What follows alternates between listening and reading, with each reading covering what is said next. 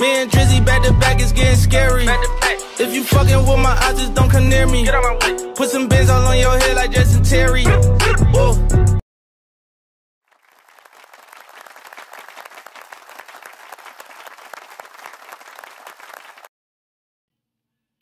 Yes, sir. Yes, sir. You already know. The Phase On View podcast, man. Episode 293, man. Episode 293, man. You already know. Let's get to it, man. Make sure you like, share, and subscribe. Man. Hey, man. Our journey to 300 is almost here. Man. Much love and respect to my co-host, man, Hugh. We in the building, man. We got another amazing episode coming at you guys. All right, next week as well, too, and the road to 300, all right? So let's get into it today, man, on the agenda, man. Make sure you like, share, and subscribe. Every Thursday, 5 p.m. Eastern Time, and at the Phase On View podcast, man. Thank you guys for continuing to subscribe, your comments, your likes, your support, all right? So, first and foremost, do you believe in participation awards, all right? Is it valuable to learn about wins and losses in life, all right? Secondly, man, Tory Lanez and August Alsina get into that altercation, man. Are both parties in the wrong? We'll talk about it. All right, question of the day, man. If a black person is about to tell a story, what phrase are they starting with? That shall be funny, all right? Subscribers Q&A. As a teacher, how difficult is it to instill motivation and ambition in your students, all right? How can mentorship benefit them? Right? And the infamous would you rather? Would you rather have a weird looking smile or a weird sounding laugh? All right, interesting. We'll see what you guys will pick. All right, man. You already know, man. Let's get into it. All right, first and foremost. All right, you already know, man. Episode 293, valuable lessons. All right. Do you believe in participation awards? Is it a valuable lesson to learn about wins and losses in life? I do not believe in participation awards. If I'm being frank and I'm being quite honest, I don't believe in participation awards solely off the fact I feel like it's valuable just in life that everyone learns about losses. You can't win if you don't know what a loss feels like. Like those losses are valuable lessons in life. That is trial and error right there. You know what I'm saying? You know where you're going, you know where you're headed based off the losses you have in your life. So I do feel like it is valuable that kids learn this, that everybody in life learns this, that if you have not lost in life, you don't understand what a win feels like. You don't understand how to operate when you do win. You get what I'm saying? So I feel like participation awards, I feel like it doesn't really teach the true value of life, because wins and losses is not just sports related or competitive nature related. It's in life. You know what I'm saying? You're going to have your down days. You're going to have days where things might be hectic, all right? But you got to understand this light at the end of the tunnel, and with those losses and building yourself through adversity, that's when those wins come, all right? It may sound so cliche, but just being very much so honest, the greats and legends that we talk about and discuss, all right, they did not win or just start off winning. It's hard work, dedication, all right, ambitious to the craft and to where you want to go in life. You feel me? So I feel like it's very valuable that everyone learns how to lose in order to win. You know what I'm saying? Because life is just not all about winning. All right? If you don't go through anything, you don't go through any trial and error, that you don't have any experience to grow off of. All right? If you continuously winning, there's nothing wrong with winning. But if you don't have losses in life, you don't know how to operate when you get to that dub. All right? So I do feel like participation awards shouldn't be a thing, to be honest. I don't feel like it's teaching a very much so good lesson. And I understand at a little age, at certain ages, you want to just, you want to have, especially in kids, you want to make sure that they're just having fun. All right? But I do feel like it is more valuable, all right, lessons to be learned in a loss than it is in a win. Okay? You can learn from both. Both are good to take from, all right? Wins, you can continue to elevate on the wins, but you don't know how to elevate or get to that win if you don't have a loss, all right? So that's my take on that. You feel me? Valuable lessons right there, y'all. All right, man, let's get to it. Tory Lanez and August Alsina, man, they get into an altercation, man. Oh, Lord, let's get into it. So, you already know, went straight to social media. All right, I guess it's been like an R&B tour of, you know, certain artists, and at that certain moment of time, they were in the same location. All right, Tory Lanez just chilling right around his security guards. All right, this is a backstage somewhere. August Alsina is walking down. All right, as he walks down, Tory Lanez has his hand extended. All right, August Alsina walks past him, hit him with the look at the hand, like, and continue to walk. You know what I'm saying? He just still had his hand out. Then, of course, you got people that's going to exaggerate everything. You feel me? So you got people in the background, like, as he holding his hands out, shaking his hand, like, dang, you know what I'm saying? Like, you going to let that happen? And then and when everybody noticed in the video, a lady was just like, you know what I'm saying? You don't let that happen, but nah, you good, man. You just shot Megan. I'm like, whoa. Everybody like, what? You know what I'm saying? Like, what is going on? So, from that point on, Tory Lanez walks that way, August walks this way. All right? Tory Lanez has security, all these type of things. All right? All this is on video. All right? Then it's a video of him really marching back in the same direction August was just, you know, walking in. And here we go. Here we go. The madness starts. So August Alsina takes to Instagram right after the incident, displaying his cuts, bruises, marks. He was in an elevator taking a picture, posted up, bleeding at the mouth off some, it looked like, honestly, just to be honest, it looked like off some Halloween dressing up as a character type stuff. You know what I'm saying? I was lost when I seen it. So, as things escalated, and then we get the audio now. So, basically, all in all, August goes to social media talking about 411 Leprechaun, all this type of stuff, saying different things after the situation happened. All right? And I do feel like, honestly, both parties are wrong. I do feel like Tory Lanez is definitely wrong if he hit him. And for real, what it seems like, it looked like he hit him, but I'm going to say alleged. All right, after all that boiled up. But I feel like, honestly, you got to control your temper in a certain situation, and especially that's what's going on within this ongoing case. And then now, this happens. Now it gives just, you know, really more, it just gives more to that case, that you have a certain temper and that you react when certain things happen. You know what I'm saying? I do not feel like, you know, hands should be thrown during an exchange of you not shaking a hand. But I do see both sides. I do see how it could be disrespectful and come off as disrespectful, especially in that moment of how he did it as well too. You know, I do feel like it's certain situations. So I do see that side. But I feel like it's wrong to go off and hit this man. You know what I'm saying? And August, in my opinion, after all this information, all this stuff that, you know, him being both are great artists. That's the messed up part. Both are very good R&B artists.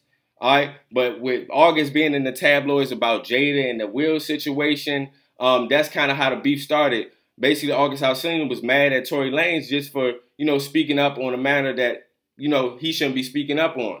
But also, he was just freestyling, had said something, and August had mentioned that, all right, when addressing him in the audio. And after that, it just went haywire after that. You know what I'm saying? We don't know what happened. The audio just cut out after that. But man, I just feel like, all in all, man, I feel like both parties are wrong. I would say August in the sense of like how he went to social media, but hey, he's probably most likely going to sue. You know what I'm saying? I'm not saying the actions behind it. It's just how things went about on Instagram, and after that, you know, promoting his stuff. Like I said, hey, look, take advantage of the moment, but also it's like, it's kind of like dry snitching. But I mean, at the end of the day, it was caught on video, so we got to see that. But I do feel like it's lines to be drawn with certain levels of disrespect. But I do not feel like that urge for, you know what I'm saying, you to hit him and it to escalate in that manner. You know what I'm saying?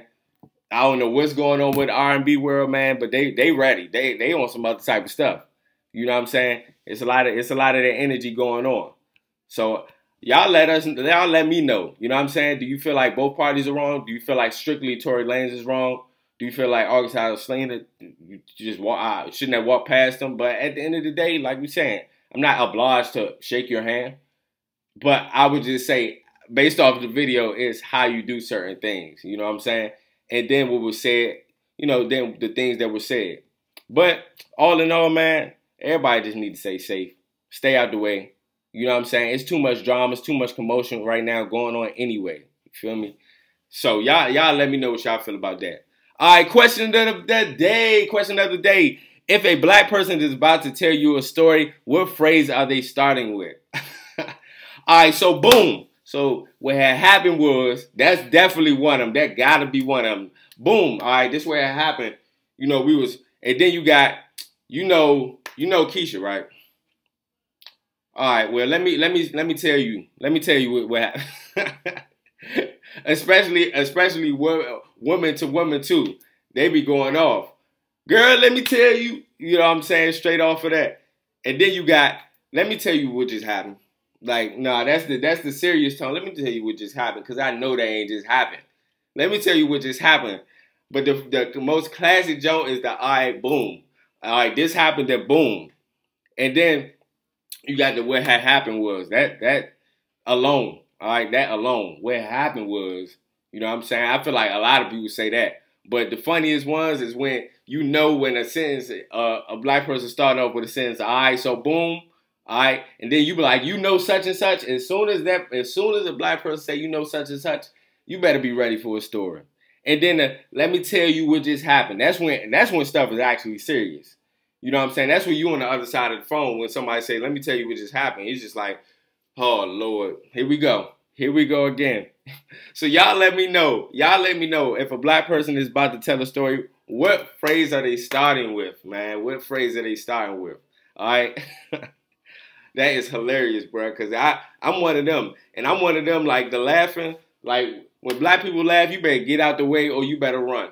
Because they're going to push you good. I'm one of them. I be, my friends hate that, bro. And then I'm the one who be running. Like, nah, as soon as you find something funny, be running. Man, I just love us. I love our culture, man. For real, for real. All right, so on a serious note, all right, subscribers Q&A. As a teacher, how difficult is it to instill motivation and ambition in your students? All right, I feel like it is difficult. It is a challenge most times when you have so many different personalities within students, so many emotions, and what I teach being a high school teacher, you know what I'm saying, teaching a certain age level where they're coming into themselves and becoming teenagers and young adults.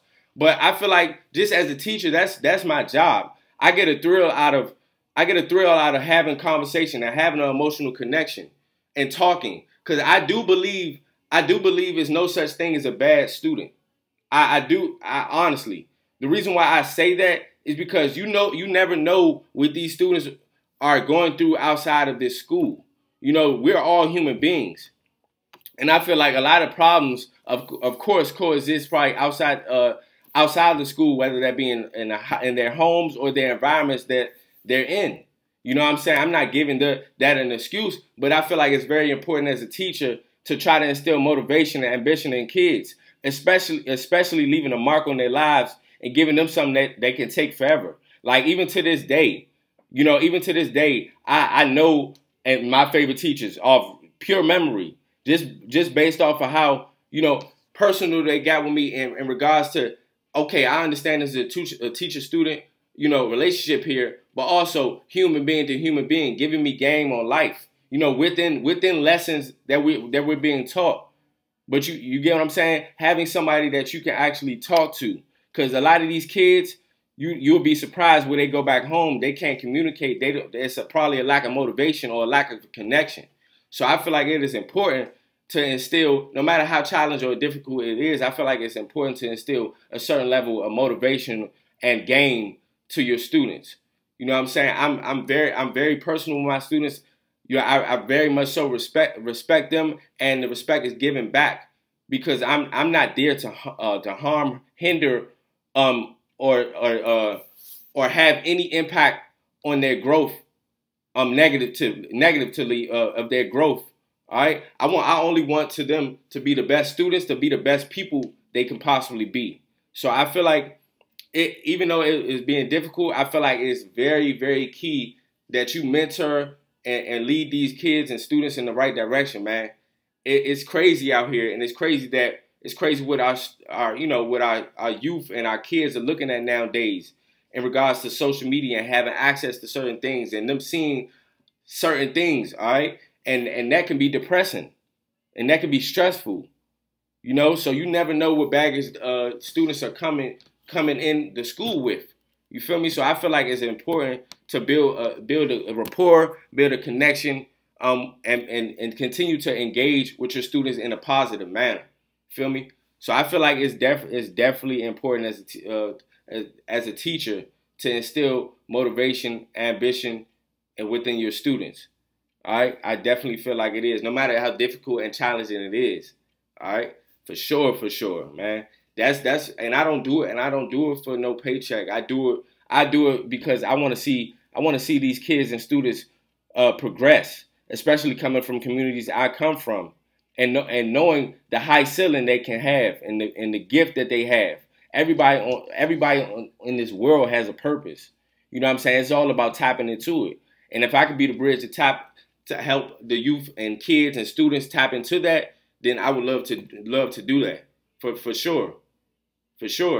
Because you gotta let them know that without you, we don't have a future. You guys are the future. You know what I'm saying? So I feel like that's very important. All right, very important.